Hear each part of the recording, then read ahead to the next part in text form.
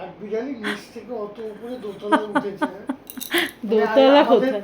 আমাদের দোতলা কোথায়? তিনতলা। তিনতলায় দেখো এখানে এই গরমের মধ্যে যেমন আমরা হেডকোয়ার্টার থেকে এক্সটেনশন কাজ করতে যাই রিস্ক নিয়ে এক নাগারে গাড়ি চালিয়ে, সেরকম এক নাগারে। দেখো দেখো ও হচ্ছে নিচতলা থেকে আমাদের সেকেন্ড ফ্লোর অবধি কষ্ট করে উঠে এসেছে।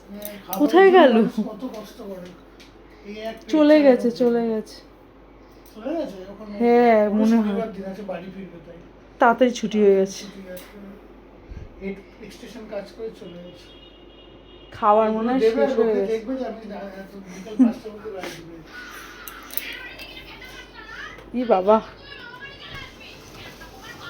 খাবার সব শেষ করে দিয়েছে, ঠিক নেমে চলে গেছে কাঠবিড়ালি। আবার আসবে।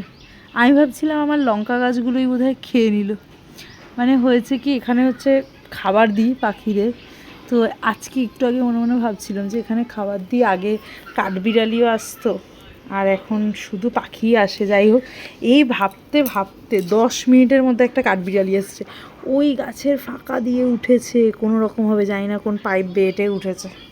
তাই আমার বর বলছে যে ও খুব কষ্ট করে হেডকোয়ার্টার থেকে এক্সটেনশন এসছে কাজ করতে খাবারের খোঁজে। কী করে উঠলো সেকেন্ড ফ্লোর অবধি, এটাই হচ্ছে একটা চিন্তার ব্যাপার। আর একটু খাবার দিয়ে রাখতে হবে, শেষ হয়ে গেছে খাবার।